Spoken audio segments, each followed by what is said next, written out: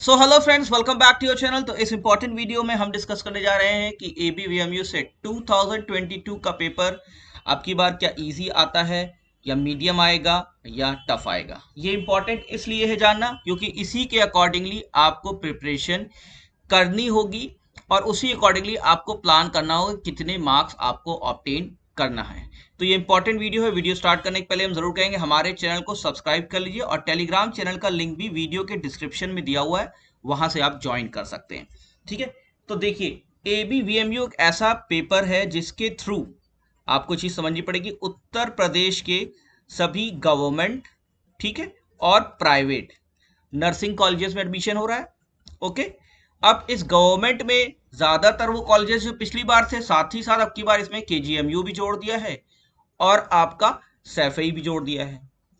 अब इसकी वजह से क्या होगा कि पेपर जो होना है वो ABVMU का जो गवर्नमेंट कॉलेज और प्राइवेट कॉलेज का कॉम्बिनेशन था जो पिछली बार पेपर आया है, तो अब की बार KGMU का भी उसी में आना है और सैफई का भी आना है।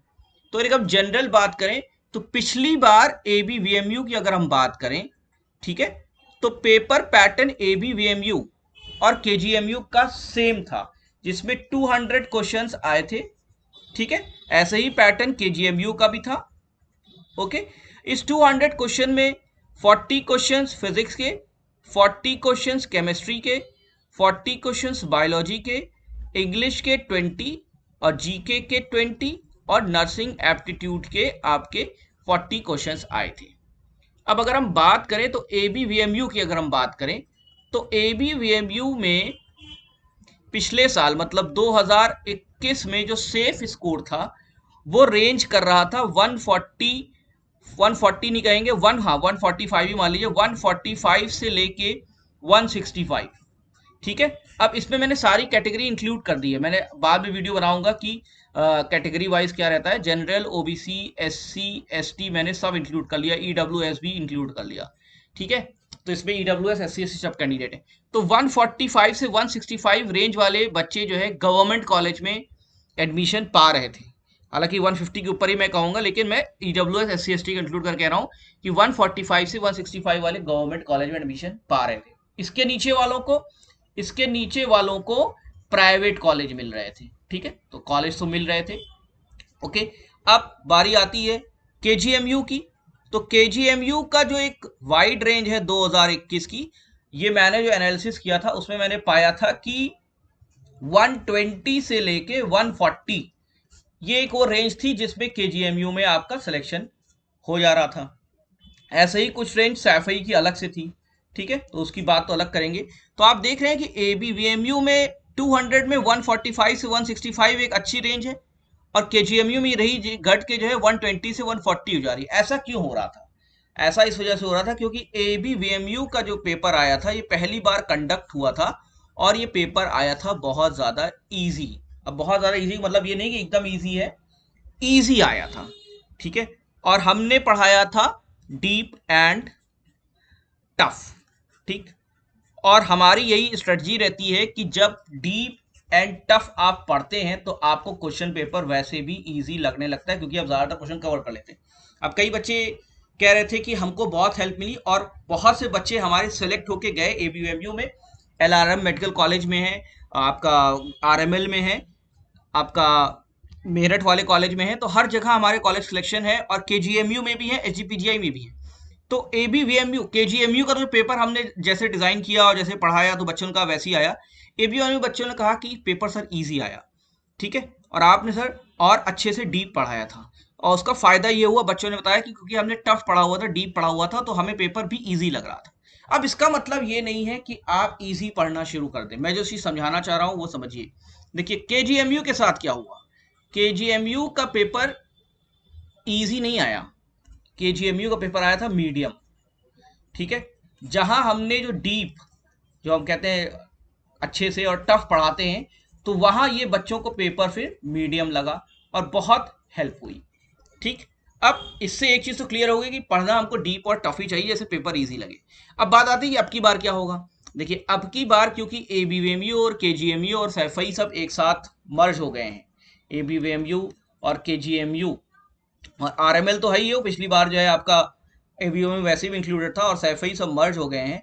तो मेरा मानना यह है कि पेपर इस बार जिस तरीके से पिछली बार इजी आया था वैसा बिल्कुल भी नहीं आएगा, बल्कि मीडियम आएगा, मीडियम पेपर आएगा।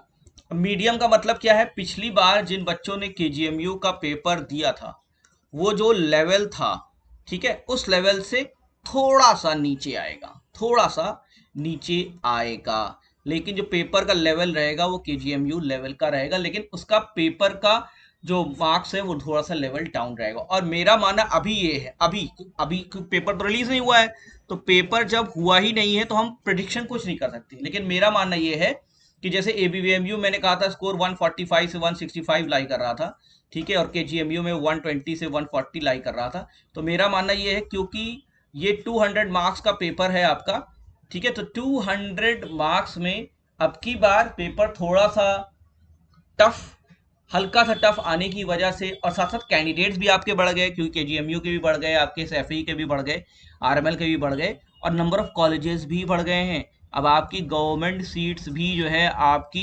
1.5 टाइम्स हो गई हैं, ठीक है।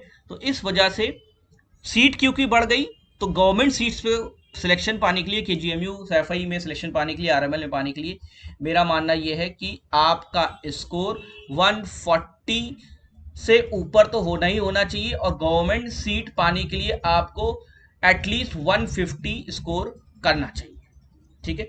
अगर आप 150 का टारगेट लेके चल रहे हैं तो आपकी गवर्नमेंट सीट ऑलमोस्ट अब की बार कंफर्म होने की चांसेस है। ये अभी का विश्लेषण है, ठीक है। तो हमने क्या बताया, 150 मार्क्स के ऊपर आपको लाना है तो गवर्नमेंट सीट आपको मिल सकती है, जिसमें गवर्नमेंट कॉलेजेस एबीएमयू के, केजीएमयू, आरएमएल और सैफई इंक्लूडेड है। ये मैं बात कर लेता हूँ जनरल की। तो जनरल में मैं ये बढ़ा दूंगा, 155 कर दूंगा, और ओबीसी के लिए मैं 150 ही रखूंगा। ये मार्क्स मिनिमम मार्क्स हैं, ठीक है, यहां से उठ सकती है रेंज, इसके ऊपर जाएंगे तो अच्छा, इसके नीचे जाएंगे तो प्रॉब्लम होगी, ठीक है। फिर ईडब्ल्यूएस के लिए मैं कहूंगा 145 मान लीजिए, और एससी के लिए मान के चलिए 140, और एसटी के लिए मान के चलिए 135। ये मेरी अभी की रेंज है आज की डेट में। अब आगे अगर कोई चेंजेस होते हैं एग्जामिनेशन पैटर्न में, ठीक है, या कुछ नई नोटिस आती है, तो ये जो रेंज मैंने बताई है ये चेंज हो सकती है। लेकिन अभी की रेंज ये है कि चाहे जिस कैटेगरी के हों, आप 150 प्लस तो एटलीस्ट स्कोर करने की कोशिश करिए ही करिए, एटलीस्ट। ये मत सोचिए पिछली बार एबीएमयू सिलेक्शन किस पे होता, अब की बार सीट भी बढ़ गई है, सीट भी बढ़ गई है, और वही बच्चे केजीएमयू देते हैं, वही बच्चे सैफई एग्जाम देते हैं, वही बच्चे एबीएमयू देते हैं। 90% बच्चे सेम रहते हैं, 90% बच्चे आपके सेम रहते हैं, अलग नहीं होते। इसलिए आप 150 प्लस को एटलीस्ट आपको ट्राई करना है, तब आपको गवर्नमेंट मिल जाएगा। बाकी नीचे में आपको प्राइवेट मिलते चले जाएंगे, और प्राइवेट में जो अच्छी कैटेगरी है तो वही रैंक वाइज आपका डिसाइड होता हुआ चला जाएगा। सभी गवर्नमेंट पढ़ना चाहते हैं क्योंकि गवर्नमेंट रेपुटेशन भी हाई रहती है और फीस भी कम रहती है। तो ये इंपॉर्टेंट चीज हमको बताना था। तो आपको ये अगर कोई भ्रमित कर रहा है कि एबीवीएमयू का पेपर इजी आएगा क्योंकि पिछली बार बहुत इजी आया था, बिल्कुल सही आया था, लेकिन अब की बार आप ये मान के चलिए कि पेपर मीडियम आएगा, क्योंकि इसी के थ्रू केजीएमयू और सैफई का पैटर्न चेंज हुआ है। और मैं कुछ और भी अगला वीडियो बनाऊंगा जिसमें आपको बताऊंगा कुछ न्यू पैटर्न ऑफ क्वेश्चंस भी आ सकते हैं इस बार, ठीक है, न्यू पैटर्न ऑफ क्वेश्चन आ सकते हैं, जरूरी नहीं है, वो चीजें भी हम डिस्कस करेंगे अगले वीडियो में। तो ये चीज भी आप याद रखिएगा कि पेपर अब की बार मीडियम आने की चांसेस है, और न्यू पैटर्न ऑफ क्वेश्चंस भी अगली बार आएंगे, ठीक है। मतलब इस बार आपका 2022 में new pattern of question papers आ सकते हैं, और पेपर अब की बार मीडियम लेवल का रहेगा। तो ये इन्फॉर्मेशन आपको जानना जरूरी है, और इसी तरीके से आप तैयारी करते रहिए। Thank you very much.